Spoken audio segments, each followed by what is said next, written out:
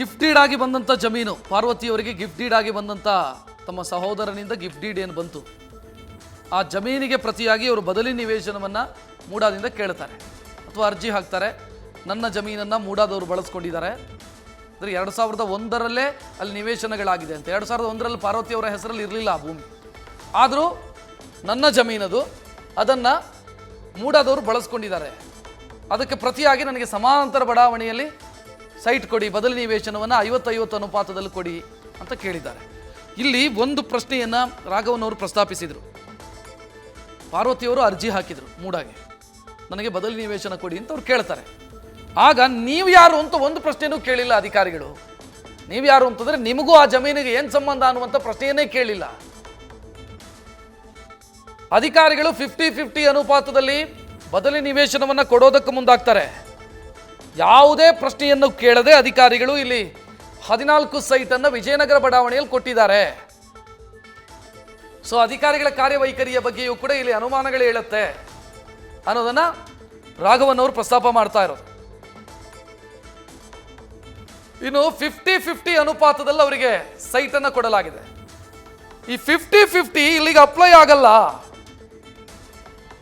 ಒಂದು ವೇಳೆ ಆ ಜಮೀನಿನ ಹಕ್ಕಿದಾರರು ಅವರು ಅಂತ ಕನ್ಸಿಡರ್ ಮಾಡಿ ಕೊಟ್ಟರೂ ಕೂಡ, ಈಗ ಅದು ಸರ್ಕಾರದ ಜಮೀನು, ಸರ್ಕಾರದ ಜಮೀನನ್ನು ಸರ್ಕಾರಕ್ಕೆ ಬಿಟ್ಟು ಕೊಟ್ಟು ಸರ್ಕಾರದಿಂದಲೇ ಪರಿಹಾರ ಪಡ್ಕೊಂಡಿರುವಂಥ ಕೇಸ್ ಇದು ಅಂತ ಪ್ರತಿವಾದಿಗಳ ಪರ ವಕೀಲರು ವಾದಿಸ್ತಾ ಇರೋದು. ಸರ್ಕಾರದ ಜಮೀನನ್ನು ಸರ್ಕಾರಕ್ಕೆ ಗೊತ್ತಾಗದ ರೀತಿಯಲ್ಲಿ ಪರ್ಚೇಸ್ ಮಾಡಿ ಸೇಲ್ ಡೀಡ್ ಮಾಡಿಕೊಂಡು ಅಥವಾ ಬೇರೆ ಬೇರೆ ದಾರಿಯ ಮುಖಾಂತರ ಅದನ್ನು ಸೇಲ್ ಡೀಡ್ ಮಾಡಿಕೊಂಡು ಅದನ್ನು ಸರ್ಕಾರವೇ ಪಡ್ಕೊಂಡಿದೆ ಅಂತ ಹೇಳಿ ಸರ್ಕಾರದಿಂದಲೇ 14 ಸೈಟನ್ನು ಪಡ್ಕೊಳ್ಳೋದು. ಸೊ ಇಲ್ಲಿ ಕ್ಲಿಯರ್ ಆಗಿ ಒಂದು ವಿಚಾರವನ್ನು ಪ್ರತಿವಾದಿಗಳ ಪರ ವಕೀಲರು ವಾದಿಸ್ತಾ ಇರೋದು, ಮೂಡಾ ಪೊಸಿಷನಲ್ಲಿತ್ತು, ಮೂಡಾದ ಸ್ವಾಧೀನದಲ್ಲಿದ್ದಂಥ ಜಮೀನು, ಅದು 98ರಿಂದಲೂ ಕೂಡ ಮೂಡಾದ ಸ್ವಾಧೀನದಲ್ಲೇ ಇರುವಂಥ ಜಮೀನದು. ಅದನ್ನು ನೀವು ಪರ್ಚೇಸ್ ಮಾಡೋದಕ್ಕೆ ಬರಲ್ಲ. ಫಸ್ಟ್ ಆಫ್ ಆಲ್ ಪರ್ಚೇಸ್ ಮಾಡಿದ್ರಿ ಅಂತ ಅನ್ಕೊಳ್ಳೋಣ, ಅದಕ್ಕೆ ನೀವು ನಿಮ್ಮ ಸಹೋದರಿಗೆ ಗಿಫ್ಟ್ ಮಾಡಿದ್ರಿ. ಗಿಫ್ಟ್ ಡೀಡನ್ನು ಅದರ ಆಧಾರದ ಮೇಲೆ ನೀವು 50-50 ಅನುಪಾತದಲ್ಲಿ ಸೈಟ್ ಕೊಟ್ಟಿದ್ದೀರಿ. ಇಲ್ಲಿ ಒಂದು ವೇಳೆ ಆಯಿತು, ಜಮೀನಿನ ಹಕ್ಕುದಾರರು ಪಾರ್ವತಿಯವರಂತೆ ಭಾವಿಸಿ, ಪಾರ್ವತಿಯವರು ಅಂತಲೇ ಭಾವಿಸಿ 50 ಇಲ್ಲಿ ಸೈಟ್ ಕೊಟ್ಟಿದ್ದಾರೆ ಅಂತ ಅನ್ಕೊಳ್ಳೋಣ. ಆದರೆ ಇಲ್ಲಿ 50-50 ಬರಲ್ಲ, 50-50 ಅನುಪಾತದಲ್ಲಿ ಕೊಡೋದಕ್ಕೆ ಬರಲ್ಲ ಅನ್ನೋದನ್ನು ರಾಘವನ್ ಅವರು ಪ್ರಸ್ತಾಪಿಸ್ತಾ ಇದ್ದಾರೆ. ಯಾಕಂತಂದ್ರೆ 2017ರಲ್ಲಿ ಈ 50-50ಯ ವಿಚಾರ ಪ್ರಸ್ತಾಪ ಆಗಿರೋದು. ಅದಕ್ಕೂ ಮುಂಚೆ ಸ್ವಾಧೀನಪಡಿಸಿಕೊಂಡಿರುವಂಥ ಜಮೀನಿಗೆ 50-50 ಅನುಪಾತದಲ್ಲಿ ಪರಿಹಾರ ಕೊಡುವಂಥ ಕ್ರಮ ಇಲ್ಲ ನಿಯಮದ ಪ್ರಕಾರ. ಸೊ ಇದನ್ನು ಅವರು ಪ್ರಸ್ತಾಪಿಸ್ತಾ ಇದ್ದಾರೆ.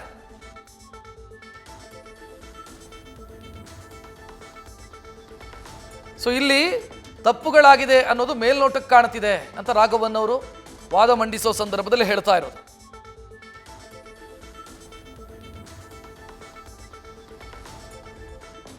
ಈ 50-50 ನಿಯಮ ಬಂದಿರೋದು ಅಥವಾ 50-50 ಪರಿಹಾರ ಅಂತ ಮಾಡಿಕೊಂಡಿರೋದು ಅಥವಾ ವ್ಯವಸ್ಥೆ ಮಾಡಿಕೊಂಡಿರೋದು 2017ರ ನಂತರದಕ್ಕೆ. ಬಟ್ ಇದು 2004ರಲ್ಲಿ ಖರೀದಿಯಾದಂಥ ಭೂಮಿ, 2001ರಲ್ಲೇ ಮೂಡಾದ ಕೈಯಲ್ಲಿದ್ದಂಥ ಭೂಮಿ, ಇದಕ್ಕೆ ಹೇಗೆ ನೀವು 50-50 ಅನುಪಾತದಲ್ಲಿ ಸೈಟ್ ಕೊಡೋದಕ್ಕೆ ಸಾಧ್ಯ ಅನ್ನೋ ಪ್ರಶ್ನೆಯನ್ನು ಕೂಡ ರಾಘವನ್ ಅವರು ಪ್ರಸ್ತಾಪಿಸ್ತಾ ಇದ್ದಾರೆ.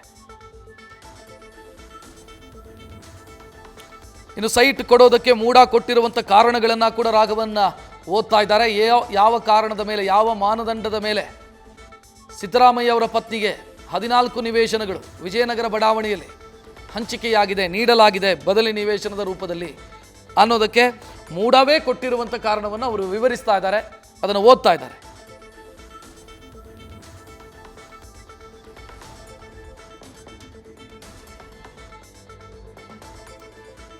ರಾಘವನ್ ಸೇರಿ ಪ್ರತಿವಾದಿಗಳ ಪರ ವಕೀಲರ ವಾದಕ್ಕೆ ಕೌಂಟರ್ ಆರ್ಗ್ಯುಮೆಂಟ್ ಅಭಿಷೇಕ್ ಮನು ಸಿಂಘ್ವಿ ಅವರ ಕಡೆಯಿಂದ ಸ್ವಲ್ಪ ಹೊತ್ತಲ್ಲೇ ಆರಂಭ ಆಗುವುದಕ್ಕಿದೆ. ಸದ್ಯ ರಾಘವನ್ ವಾದ ಮಂಡಿಸ್ತಾ ಇದ್ದಾರೆ, ಕೇಸ್ನ ಮೆರಿಟಿಗೆ ಹೋಗಿ ಸಾಕಷ್ಟು ವಿಚಾರವನ್ನು ಪ್ರಸ್ತಾಪಿಸ್ತಾ ಇದ್ದಾರೆ, ತನಿಖೆ ಯಾಕಾಗಬೇಕು ಅನ್ನೋದನ್ನು ಅವರು ಪ್ರತಿಪಾದಿಸ್ತಾ ಇದ್ದಾರೆ. ಸೈಟ್ ಕೊಡೋದಕ್ಕೆ ಮೂಡ ಅನುಸರಿಸಿರುವಂಥ ಮಾರ್ಗ, ಮೂಡ ತೆಗೆದುಕೊಂಡಿರುವಂಥ ನಿರ್ಧಾರ, ಮೂಡಾದಲ್ಲಾಗಿರುವಂಥ ಕಾನೂನು ಬಾಹಿರ ಚಟುವಟಿಕೆ, ಇದೆಲ್ಲವನ್ನ ಕೂಡ ಅವರು ಕಾನೂನಿನ ದೃಷ್ಟಿಕೋನದ ಮುಖಾಂತರ ವಿಶ್ಲೇಷಣೆ ಮಾಡಿ ಕಾರಣಗಳನ್ನು ನ್ಯಾಯಪೀಠದ ಮುಂದೆ ಇಡ್ತಾ ಇದ್ದಾರೆ. ಯಾಕೆ 50-50 ಬರಲ್ಲ, ಯಾಕೆ ಭೂ ಪರಿವರ್ತನೆ ಮಾಡೋದಕ್ಕೆ ಸಾಧ್ಯ ಇಲ್ಲ, ಯಾಕೆ ಇದು ಸರ್ಕಾರದ ಜಮೀನು, ಇದೆಲ್ಲವೂ ಕೂಡ ಪ್ರಸ್ತಾಪ ಆಗ್ತಾ ಇದೆ.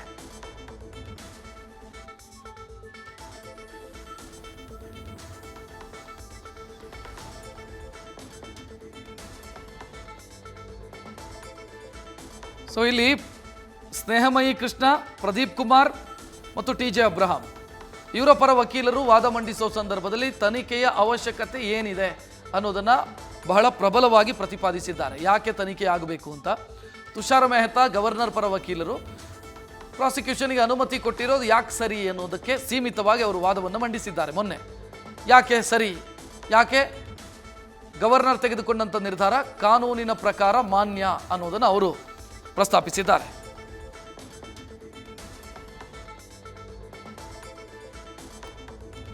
ಸೈಟ್ ಕೊಡೋದಕ್ಕೆ ಮೂಡ ಕೊಟ್ಟಿರುವಂಥ ಕಾರಣಗಳನ್ನು ಕೂಡ ರಾಘವನ್ನು ಓದ್ತಾ ಇದ್ದಾರೆ. ಸರ್ಕಾರ ಭೂಸ್ವಾಧೀನದಿಂದ ಕೈಬಿಟ್ಟಿದ್ರು, ಈಗಾಗಲೇ ಲೇಔಟ್ ಆಗಿರುವಂಥ ಹಿನ್ನೆಲೆಯಲ್ಲಿ ಪಾರ್ವತಿಯವರು ಖರೀದಿಸಿರುವಂಥ ಭೂಮಿಗೆ ವಿಜಯನಗರ ವಾಸಿಯಾಗಿರೋ ಇವರು ಪರಿಹಾರ ನೀಡೋದಕ್ಕೆ ಕೋರಿದ್ದಾರೆ.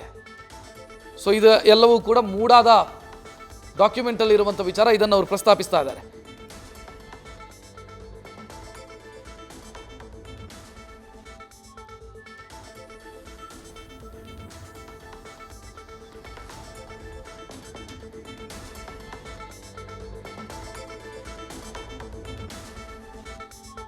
ಇಲ್ಲಿ ಸಿದ್ದರಾಮಯ್ಯ ಅವರ ಪರ ವಕೀಲರಿಗೆ ಅಥವಾ ಸಿದ್ದರಾಮಯ್ಯ ಪರ ಆಗಿರುವಂಥ ಒಂದು ವಿಚಾರ ಅಂತಂದರೆ, ಇಲ್ಲಿ ಒಂದು ಸಿದ್ದರಾಮಯ್ಯ ಅವರ ನೇರ ಇನ್ವಾಲ್ವ್ಮೆಂಟ್ನ ವಿಚಾರಕ್ಕೆ ಸಂಬಂಧಿಸಿದಂತೆ ಯಾವುದೇ ಸ್ಪಷ್ಟವಾದಂಥ ಮಾಹಿತಿಯನ್ನು ಪ್ರತಿವಾದಿಗಳ ಪರವಾದಂಥ ವಕೀಲರು ಕೊಡೋದಕ್ಕೆ ಸಾಧ್ಯ ಆಗಿಲ್ಲ ಇಲ್ಲಿಯ ತನಕ.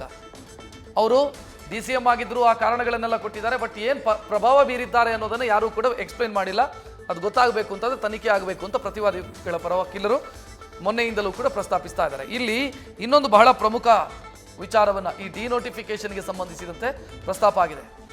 ಮೂಡ ಸ್ವಾಧೀನಪಡಿಸಿಕೊಂಡು ಜಮೀನನ್ನು ಅಭಿವೃದ್ಧಿ ಮಾಡಿ 98ರಲ್ಲಿ ಡಿನೋಟಿಫೈ ಆಗುತ್ತೆ. ಅದು ಡಿನೋಟಿಫಿಕೇಷನ್ ಯಾಕಾಯಿತು, ಹೇಗಾಯಿತು, ಅದು ಬಹಳ ಸಂಶಯಕ್ಕೆ ಕಾರಣ ಆಗಿರುವಂಥ ಬೆಳವಣಿಗೆ. ಒಮ್ಮೆ ಜಮೀನನ್ನು ವಶಪಡಿಸಿಕೊಂಡು ಅಭಿವೃದ್ಧಿ ಆದ ನಂತರ, ಅಭಿವೃದ್ಧಿ ಆಗದೇ ಇದ್ದರೆ ಡಿನೋಟಿಫೈ ಆಗುತ್ತೆ, ಕರೆಕ್ಟು. ಅಭಿವೃದ್ಧಿ ಆದ ನಂತರ ಡಿನೋಟಿಫಿಕೇಶನ್ ಆಗಿದೆ, ಅಂದರೆ ಭೂ ಸ್ವಾಧೀನದಿಂದ ಕೈ ಬಿಟ್ಟಿದ್ದಾರೆ. ಆದರೂ ಪೊಸಿಷನಲ್ಲಿ ಮೂಡಾನೇ ಇತ್ತು, ಮೂಡಾದ ಸ್ವಾಧೀನದಲ್ಲೇ ಇತ್ತು ಭೂಮಿ. ಸೊ ಇದನ್ನು ಪಾರ್ವತಿಯವರು ಸಹೋದರ ಪರ್ಚೇಸ್ ಮಾಡಿದರು. ಡಿನೋಟಿಫೈ ಆಗಿರುವಂಥ ಭೂಮಿಯನ್ನು ಅವರು ಪರ್ಚೇಸ್ ಮಾಡಿದರು. ಡಿನೋಟಿಫೈ ಆಗಿರುವಂಥ ಉದ್ದೇಶ ಇವರು ಪರ್ಚೇಸ್ ಮಾಡಲಿ ಅನ್ನೋ ಕಾರಣಕ್ಕಾಗಿ ಏನಾ, ಇದೆಲ್ಲವೂ ಕೂಡ ಮೂಡ್ತಾ ಇರುವಂಥ ಸಂಶಯಗಳಿವೆ. ಈಗ ಮೂಡ ಭೂಸ್ವಾಧೀನದಿಂದ ಕೈ ಬಿಟ್ಟಿದೆ ಅಂತಾದರೆ, ಕೈ ಬಿಡೋದಕ್ಕೆ ಕಾರಣ ಏನಾಯಿತು? ಇವರು ಪರ್ಚೇಸ್ ಮಾಡಲಿ ಅನ್ನೋ ಕಾರಣಕ್ಕಾಗಿ ಡಿನೋಟಿಫಿಕೇಶನ್ ಆಗಿರೋದಾ? ಭಾಳ ಮೇಜರ್ ಆದಂಥ ಪಾಯಿಂಟು ಇದು ಕೂಡ ರೈಸ್ ಆಗ್ತಾ ಇದೆ.